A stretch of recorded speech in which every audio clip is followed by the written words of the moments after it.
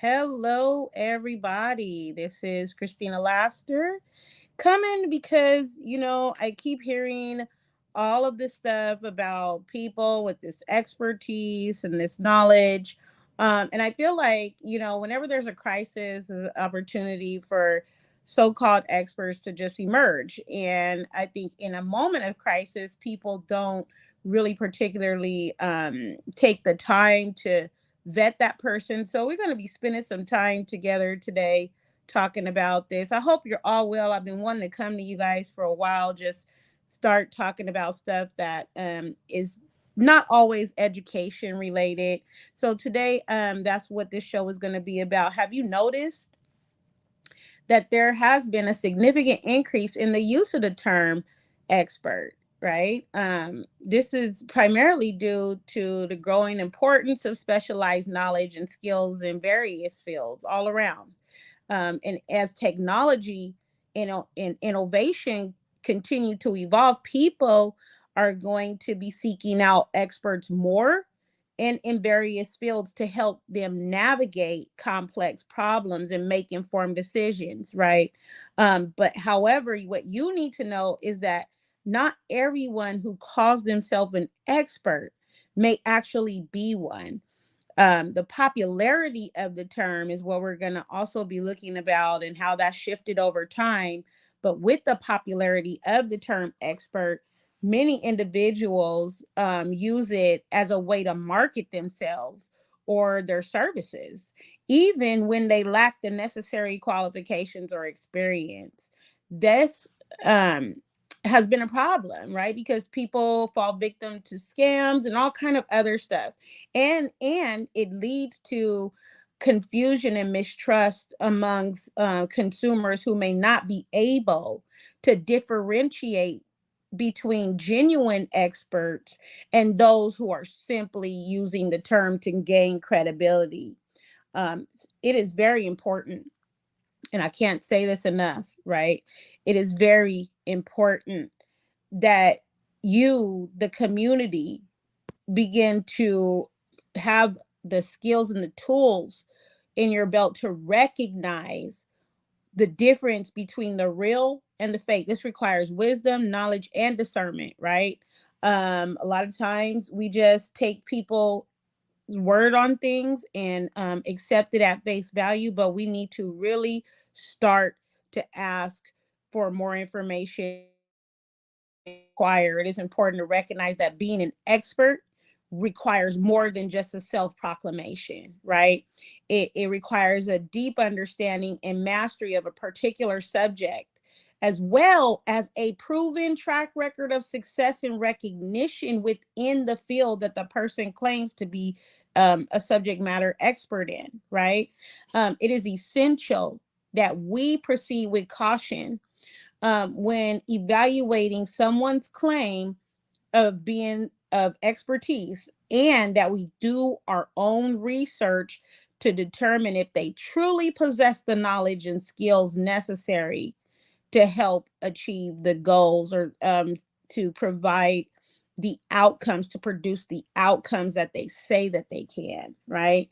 And so we're going to be looking at the term. Y'all know me, those of you who may not have listened to me do sessions like this before, I'm going to break down the word, give you some recommendations on going out and thinking for yourself and how you can apply what you learn. While the use of the term expert has become increasingly popular, again, you hear it all over. I'm like, where did these people come from? How long have they been an expert in the area that they claim, and can they prove their claims, right? Um, it is becoming increasingly popular. It is important to remember that not everyone who claims to be an expert may actually be one.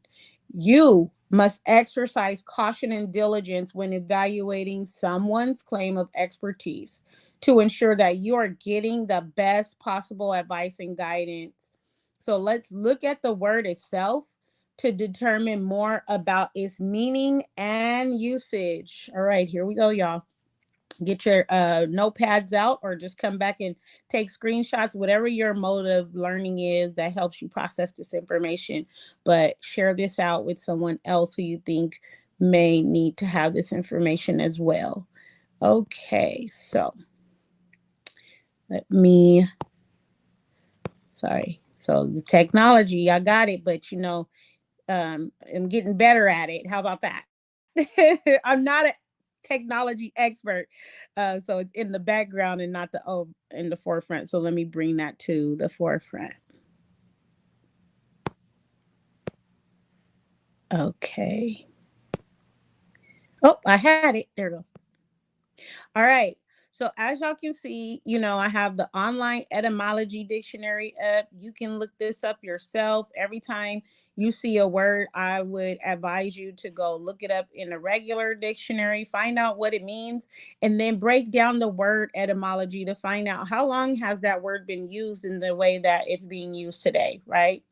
So as you can see, the word expert right here, and the ADJ means that this is the adjective form. The late 14th C, having had experience, skillful. From Old French expert, expert, experience, practice, skilled, and directly from Latin expertus, contracted from experitus, tried, proved, known by experience, past participle of experi. And I don't speak Latin very well, though I know, I can read what it says, right? But my accent or pronunciation might be off. So I'm just making that disclaimer, but it's all right. You guys can see it too.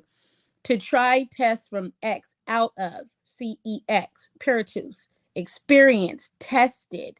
From the Proto-Indo-European is what that PIE means. Per, yo, suffixed form of root PER, to try, risk. The adjective seems to be accented on the second syllable, the noun on the first, related expertly, expertness. Okay. So let's see how long this term has been in use. Oh, we're going to go to the noun forms. Okay. So then in the early 15C, so you see the other one was the adjective 14C. This is the early 15C. So it's important to look words up to find out if their meanings have changed and their usage have changed, right?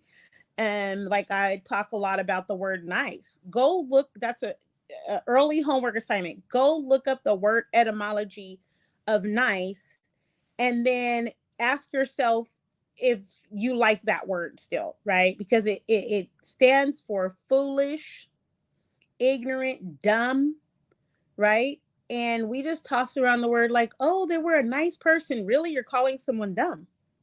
So it's important to look up word etymology. English is very tricky. A lot of people say it's a lot of cursing and negative, pejorative meanings. That's true. So that's why I do this word etymology practice with you guys. Early 15C, person wise through experience, from expert. The word reappeared in 1825 in the legal sense. Person who, by virtue of special acquired knowledge or experience on a subject, presumably not within the knowledge of men generally, may testify in a court of justice to matters of opinion thereon, as distinguished from ordinary witnesses who can in general testify only to facts. So when laws start to take place in the governance structure and more laws came out, then terms have to be defined, and terms often change their meaning. So it's important to understand the way that words are being used. And see, you can see right here, right? In the beginning of 1800s, you really didn't have the word being used as frequently. So on the side, on the left, it shows the frequency, and then on the bottom it shows the year. So we can see that whether it was the noun or the adjective form, remember the adjective was skilled, trained, tried, tested, all of those things. And then we have the noun version, which is in the legal sense. We can see that both of those words have been used frequently about the same, the frequency of them. And then you see the growth of the usage all the way up until 2019. You see how, between 1900s and 2000, it kind of went up and down a little bit.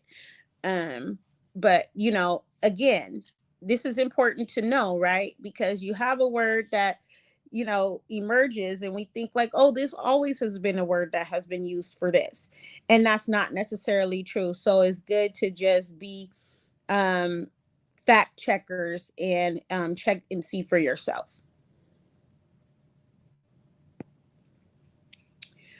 Again, this is the breakdown of the PER, right, in the word X. So we broke down EX. It's on the left. Word forming element in English, meaning usually out of or from, but also upwards, completely, deprive of, without, and former, from the Latin ex, out of, from, within, from which time, since, according to, in regard to, and from the Proto-Indo-European, which is the PEIE, I'm going to keep saying that, EGS, eggs, out. Source also from the Gaulish, X, Old Irish, S, Old Church Slavonic, Izu, Russian, is. In some cases, also from Greek cognate ex, ek. And again, PIE, eggs, has comparative form ex terro and superlative ex terremo, often reduced to E before B, D, G, consonantal, consonantal, I, which, consonants, vowels, you get it. Um, um, I, LMNV, as in elude, emerge, evaporate, right? So you see that words can even change the meaning with which consonants and vowels are applied before the others. That's very important to note, right? And so here we have the Proto-Indo-European root meaning to try, PR, right? To risk, an extended sense from root per, forward, via the notion of to lead across, press forward. Its form all are part of empirical experience, experiment, expert, fear. See, you probably didn't know that, right? Perilous, perilous, pirate. Okay. It is the hypothetical source of evidence for its existence is provided by Latin experire, to try, periculum. Like I said, these words are not my native language. I'm just reading it out. Trial, risk, danger. Greek para, trial, attempt, experience. Imperials, experienced. Old Irish, ire, vigilance. Old English, faer, calamity, sudden danger, peril, sudden attack. And German, Jafar, danger. Gothic, it goes on. So as you can see, there's a lot of words that form the English language. And those word forming elements are important to note. This is why I take you through the exercise of looking up the word etymology on the words that you're being used. So you'll know what you're saying versus just saying it. All right, so let's go to what it is based on the etymology, right? So based on the etymology of the word expert, I am giving you 5 ways that you can tell if someone is an expert, okay? So here are 5 ways that you can tell based on the word etymology and that mixture of all of those words, endings, meanings, consonants, vowels, all of that. Number 1, experience. The word expert comes from the Latin expertus, which means tried, proved, experienced. Therefore, someone who is an expert should have a significant amount of experience in their field. Number 2, skill. The word expert also comes from the Latin ex, meaning out, and pertus, meaning skilled. This suggests that an expert should have a high level of skill and proficiency in their area of expertise. Number 3, knowledge. The word expert is derived from the Latin experire, meaning to try. This suggests that an expert should have a deep understanding and knowledge of their subject matter gained through a process of trial and error.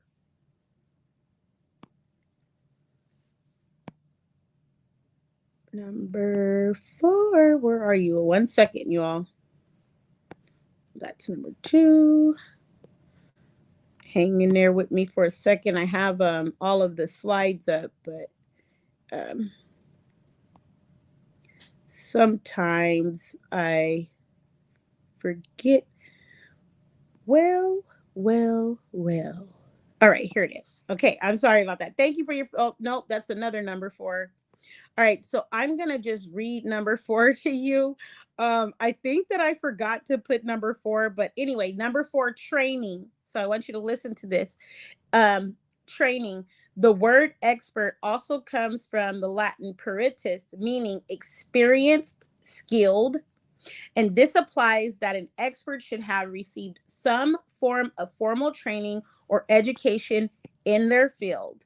Okay. So that's what it means when you break down the word etymology. Here it is right here. I found it. Let's see. How can I bring this in? So I actually found it in the wrong section, but I'll fix that for next time. Thank you for being patient with me. So, anyway, this is let's see. Maybe I could bring it up. Well, we'll just go on. How about that? And the overlay. Um all right. So, number 5, reputation. The word expert is derived from the Latin expertus, meaning tried, proved, experienced. This suggests that an expert should have a proven track record of success and a reputation for excellence in their field. Okay. And so, I wanted to do this because I recognize that there are people that don't have this knowledge. So we perish for lack of knowledge, right? And then also because there are others who are gullible, vulnerable for whatever reason, and can be taken advantage of easily because they easily trust others without verifying their credentials. Okay. So if you're not verifying people's credentials, then what they say is going to sound good, and they're going to really be able to be believable. If you don't understand their background, where they came from, how can they call themselves an expert or even claim to be knowledgeable about what advice they're giving you? You need to be looking at those aspects of what is being said to you or sold to you even, right? Look at and see if there's other people that have used their services or product even, right? And so that you don't have to be that vulnerable or gullible person to believe someone who claims to be an expert simply because they sound convincing or confident. You have to do your own research to validate the person's claims, right? And ask them for proof and then do your own research. This can be especially trying in times of crisis, where a lot of times in a crisis situation, people become anxious and eager for information or solutions. That emotional anxiety just starts to take over, and you just are grasping for a solution. But you have to be very careful because there are also people who understand crisis and understand that it's a way that they can sell whatever it is they're selling, or even scam you. I saw a lot of people get scammed during the pandemic, right? Email, online scams, telephone scams, you name it. It was like as the crisis rose, scam artists got smarter, and even you have people that were hacking, and hackers were getting smarter at their craft. Look, they're in business too. It might not be a good business, it might be corrupt, but they're there to commit to do business too. And if their business is scamming you, you have to protect yourself so that you don't get scammed. Over the past few years, many self-proclaimed experts emerged claiming to have the answers to life's biggest problems. Some of these individuals may have had no real qualifications or experiences in their field, business, or industry, that they were able to gain traction and influence due to a heightened sense of urgency and fear surrounding a crisis. Never commit to anything in a state of fear and anxiety, because your body kicks out various hormones that are like what they call flight, fight, or freeze response types of hormones, or chemical things that go on in your body. And you might think that you're thinking straight, but not in the sense of being able to reason and rational and vet people. So they use, a lot of these people during crises, they use buzzwords and anecdotes or even misinformation to convince those would-be victims or unsuspecting gullible people to follow their advice, even if it's not based on evidence, right? Some cases, these self-proclaimed experts have even um, you know been fraudulent, using the pandemic or even death as an opportunity to make money and gain fame. They sell fake cures or treatments, or offer online consultations or courses that promise unrealistic results, right? Knowing that people are seeking something in a moment of despair that can offer them hope. So you have to be very careful for things like that. There are people that wait for opportunities to do this. And so, many cases, the people that are gullible and easily trust others without doing their own research can be taken advantage of.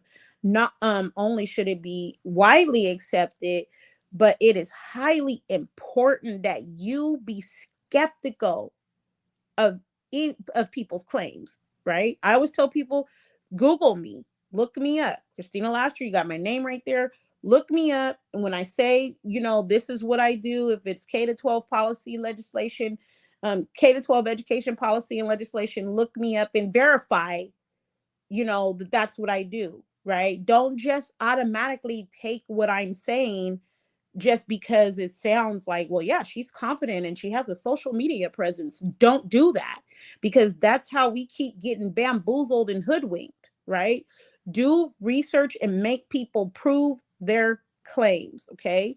Don't especially just trust in anybody without verifying their credentials or proving their claims. But when it comes to matters of education, health, and safety, right? There's a whole bunch of stuff that's happened to people who have social security benefits and rely on those benefits, and they just gave up their personally identifiable information to people over the phone, or their checking account numbers, thinking they were talking to a social security agent, and basically got robbed of the little that they did have. And so we have to be very careful, especially when it comes to giving out our personally identifiable information, and when people make claims that they're the expert with regards to education, health, and safety. I mean, how many people think they're talking to, some agent on the phone? I know this was a scam. There were some agents that were calling and say, if you don't pay us, you're going to jail. And how much, if it didn't work, they wouldn't keep calling people, right? So there were people that were paying them. So I want you guys to be really cautious and make people prove their claims.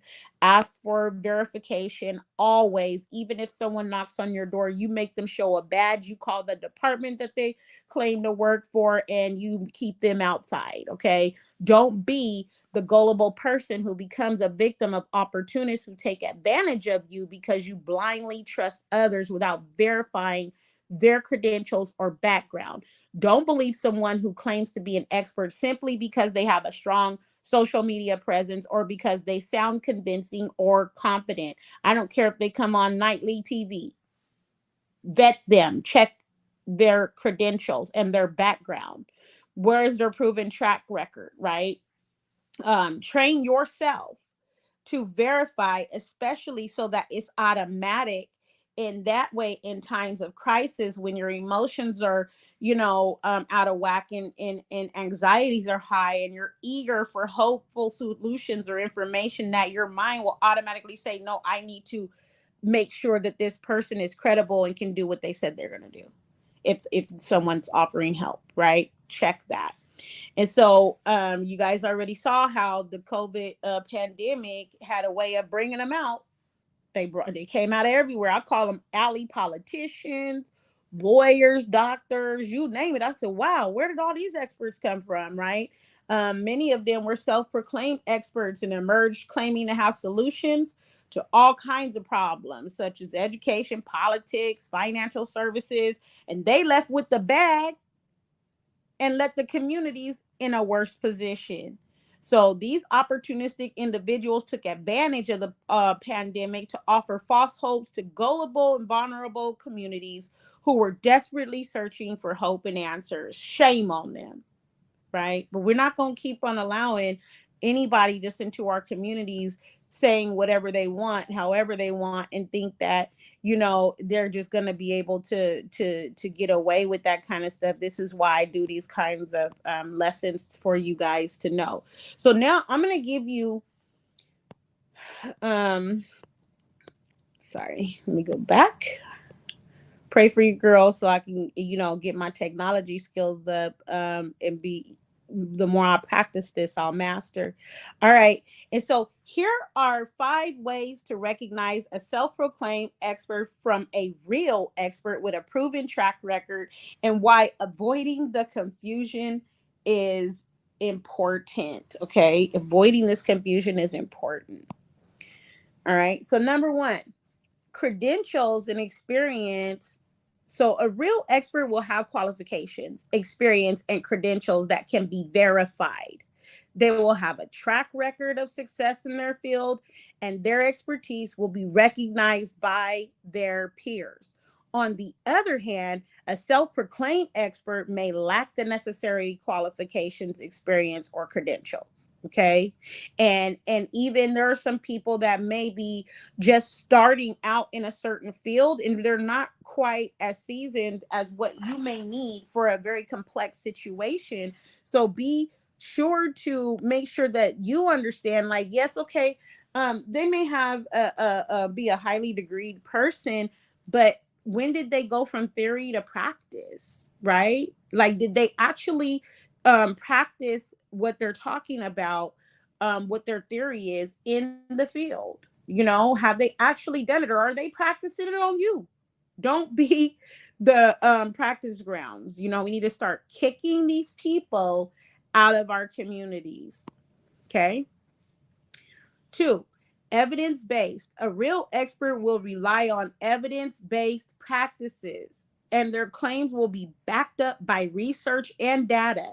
They will be able to explain the reasoning behind their recommendations and provide evidence to support their claims, whereas a self proclaimed expert may make unsubstantiated claims without providing any evidence. And you should not believe that person. Okay. It doesn't matter who they say they are, the insurance person, the pastor, auntie and uncle, and them. Look, just because you love your auntie and uncle don't mean they're expert in car insurance or finances. That don't mean you take them to the bank with you to balance your checkbook, or you know, you hand them your debit card. We have to start really thinking with wisdom and discernment, right? The advice that people are giving you, are they following it? That's the first thing. And this is part of that evidence too, right? This just doesn't go for experts. This goes for all aspects of life. So pay attention to, you know, the counsel that you're receiving, especially when you're hearing someone that's coming into the community saying that they're going to do all this stuff. They're the expert, subject matter expert. Make sure that they prove it. The burden of proof is on them. If they're making a claim about who they are, they should be able to prove it. And then they should also have research and data to show that they have evidence-based practices, and they're not just carrying out some theory on the community, right? To try to see if this could be their research and testing grounds. And hey, if they want to do research and testing, they need to say that, right? And then it's up to the community to decide. But making a fully informed decision is the best way that we can just move forward, because we can't make decisions if we don't have the full information.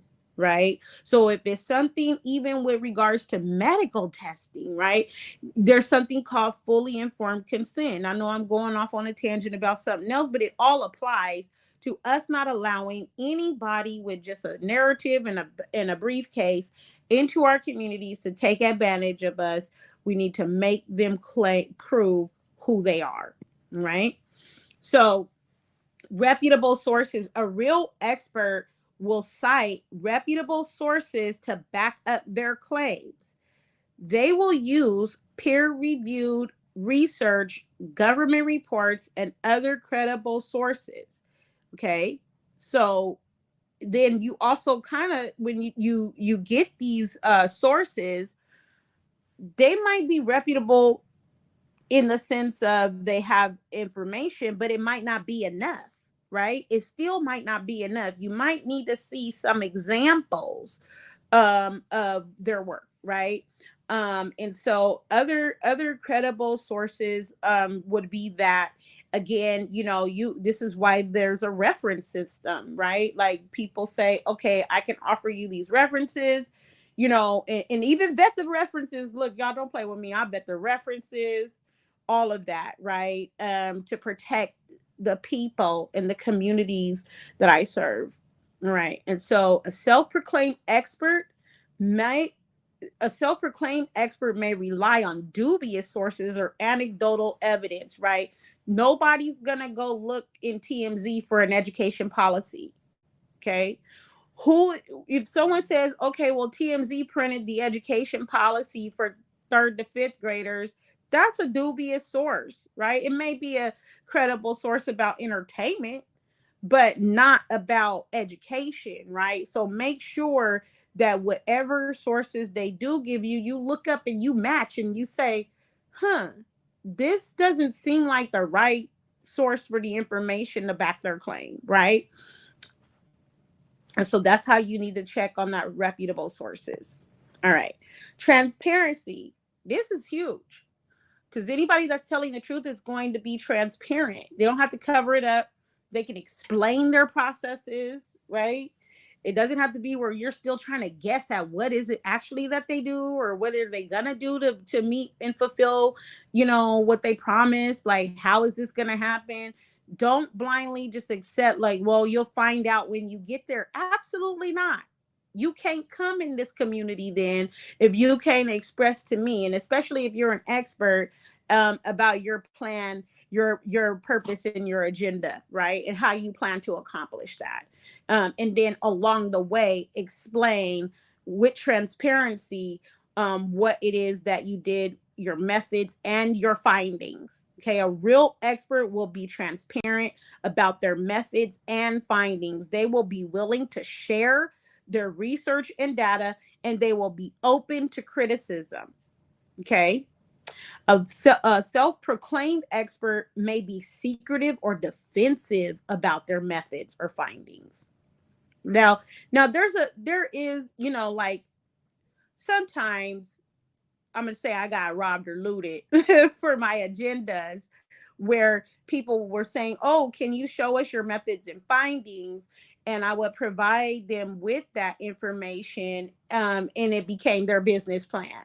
Okay. So that's something that happens too. And, sometimes, because of our experiences, we're very guarded about, showing these methods and findings. But if someone's serious about, serving you or providing you with their expertise, they will find a way to be transparent without compromising their business structure. And I get that too, so we just go on to the next one. But transparency is huge.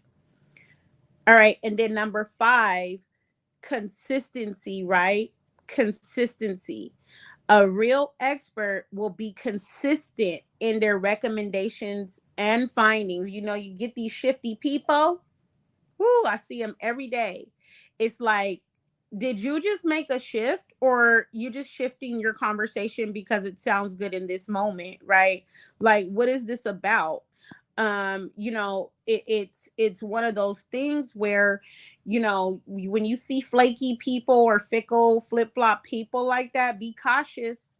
because you need the consistency in order for them to understand what is happening, with their recommendations, for you to understand, I'm sorry, what is happening with their recommendations and findings, and not changing their stance or opinions based on popular opinion or personal gain. This is very important, right? How many people say something and then all of a sudden they're backtracking their statement because it's not popular and it's going to somehow mess them up if they agree? You don't want to deal with anybody like that. They're inconsistent and a fraud. Okay. So be careful. Because the person that is a real expert is going to be consistent in their recommendation and findings, and they will not change their stance or opinions based on popular opinions or personal gain. Okay. A self-proclaimed expert may change their recommendations or opinions based on personal gain or to attract attention, right? So necessarily, having the biggest social media presence is not, that doesn't mean anything. Often, as a matter of fact, in the field that I'm in, the movement, right, fighting for widows, orphans, and fatherless Black children and families, right, you're gonna be less likely to be popular if you're real.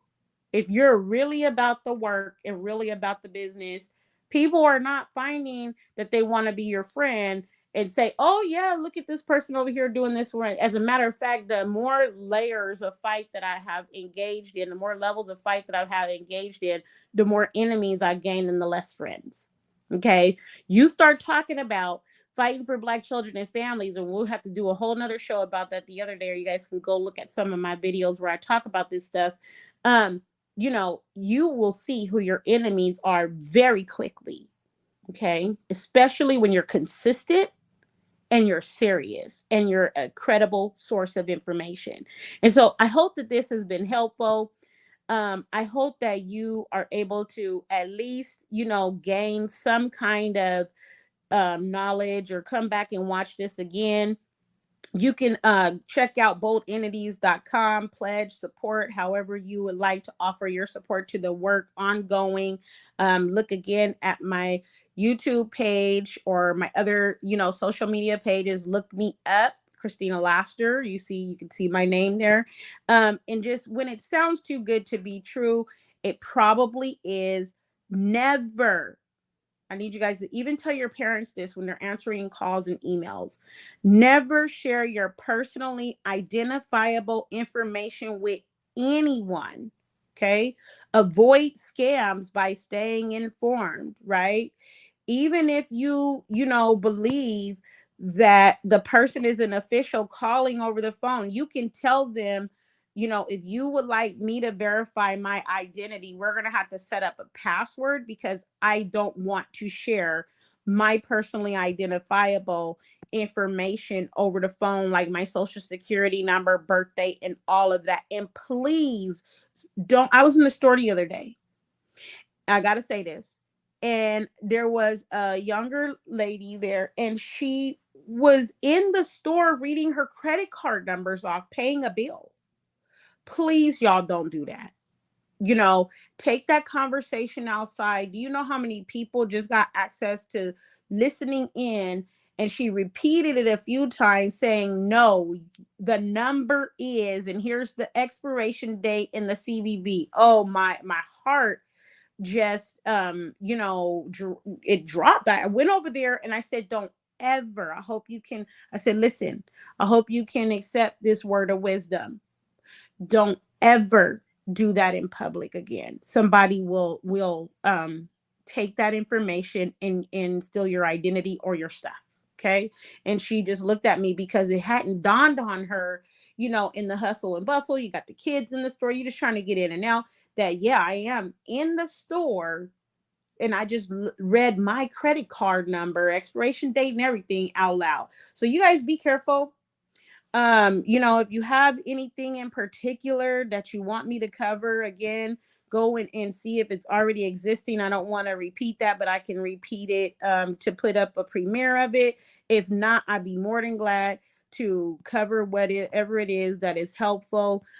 Check out my website, boldentities.com. And I hope that you all stay well.